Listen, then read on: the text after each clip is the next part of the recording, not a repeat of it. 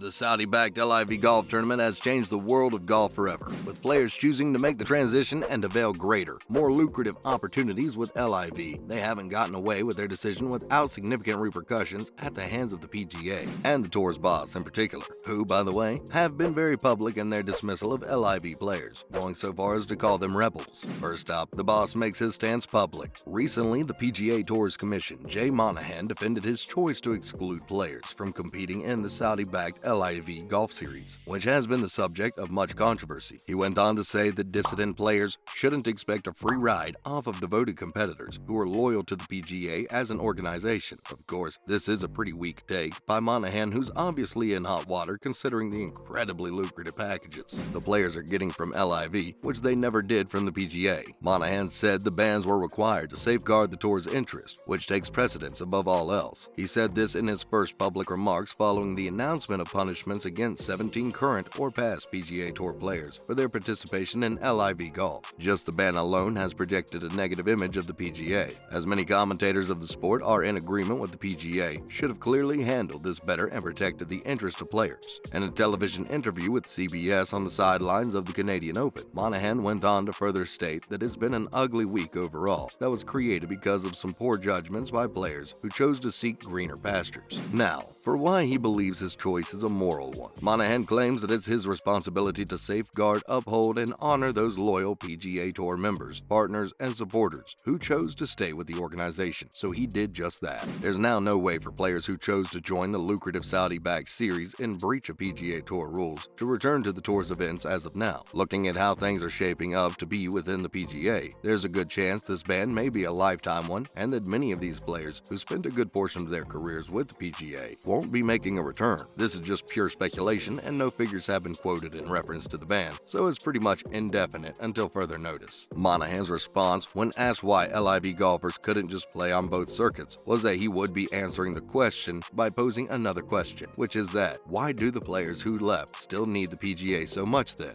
Admittedly, we're gonna have to agree with Monahan on this point, because with their financial packages, the LIV players would pretty much only be playing with the PGA as if it were a side hustle, considering the vast difference in income they would be receiving when comparing the two together. Guess we'll never find out though, considering Monahan's airtight stance on the matter and his decision to not reverse the ban. Next up, he's showing no signs of reversing the ban. Monahan went on further to say that those players have decided to accept multi-year lucrative contracts to participate in a continuous stream of exhibition games against the same opponents that they would be playing within leagues like the PGA. Monahan compared that to the RBC Canadian Open's championship match held fairly recently, where Rory McIlroy was leading in a thrilling final round around the time he spoke. According to Monahan, because of the millions of spectators present for the event, the finest players in the world are playing here. Clearly, Monahan is missing the fact that golf is more than a spectator sport for many athletes who are genuinely trying to make a career for themselves. Despite his criticized stance, he said that in this game, the top players in the world rise to prominence via honest, unadulterated competition. He was obviously making reference to LIV, implying that this kind of competition simply doesn't exist there. According to him, that's what the PGA does, and that's what it's known for, which is why he feels the players still need the series and want to continue playing for it. He said that they won't permit players to take advantage of the PGA's loyal members, who are the top players in the world, for free. Monahan declined to comment when asked if the PGA Tour's suspended golfers will ever be allowed to play again. This was unfortunate, since many fans were gutted to hear about the ban in the first place and wanted an update on the situation as it develops. The tour's boss didn't leave us empty-handed though, and claimed that he decided to suspend those players recently because he feels that they are no longer qualified to participate in tournaments, and that's the only thing he's willing to talk about at this time. As we proceed, we'll be monitoring how things change over time, since something's obviously got to give considering the vast number of players who appear to be taking their leave. The decision of the players to participate in the Saudi-backed series has been criticized by the relatives of the victims of the September 11, 2001 attacks on New York and Washington as well, and Monahan has expressed sympathy with them on their reaction to the LIV players. For context, 15 of the 19 hijackers that participated in 9/11 were reportedly from Saudi Arabia, hence the strong reaction from some fans and casual watchers of the sport. The widow of a 9/11 victim, Terry Strada, claimed in an open statement on Friday that LIV golfers had gone so far as to insult her loved one's memories by participating in the series. Monahan said that his heart goes out to them because two of his close friends' families lost loved ones on 9/11 too. The tour's boss, in bad taste, took this as an opportunity to vouch for the PGA as well, asking a question to all LIV players about whether they've ever had had to apologize for just being a member of the PGA Tour.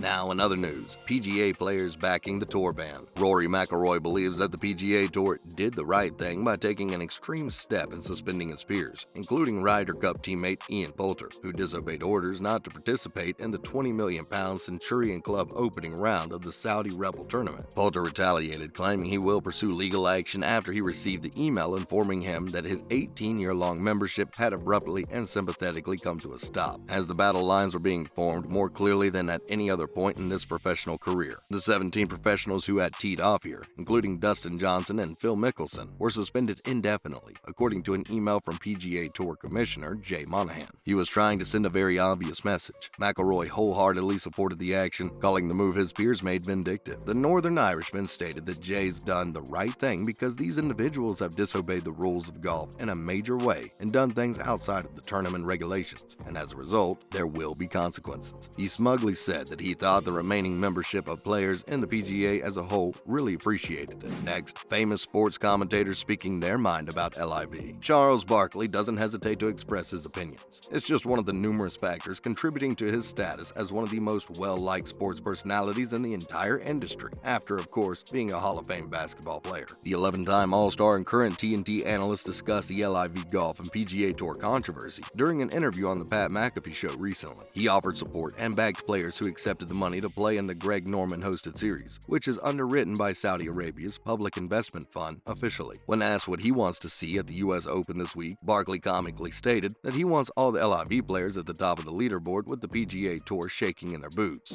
And finally, the DP World Tour weighs in. Due to the intricacies of the matter at hand, the DP World Tour said it is still debating whether to adopt the PGA Tour's stance and suspend players who join the breakaway LIV Golf Series or not. Players on the DP World Tour were informed in a memo from the organization's chief executive Keith Pelley that a decision would be made on Thursday, June 23rd, following this weekend's U.S. Open and before the BMW International Open in Germany, which still gives us some time. The U.S.-based PGA Tour officially acknowledged that players broke their regulations by competing at Centurion Club last week. However, the debut event of the Saudi-backed LIV Golf Series has caused substantial uproar in the game and cast a shadow over the U.S. Open, making it the event to stay tuned for. That's a wrap for this video. Do you feel like the commission is being too hard on the players who are simply just exercising their right to play for whatever league they prefer? Let us know in the comments below. Make sure to give this video a thumbs up and subscribe to our channel for more videos like this. See you in the next one.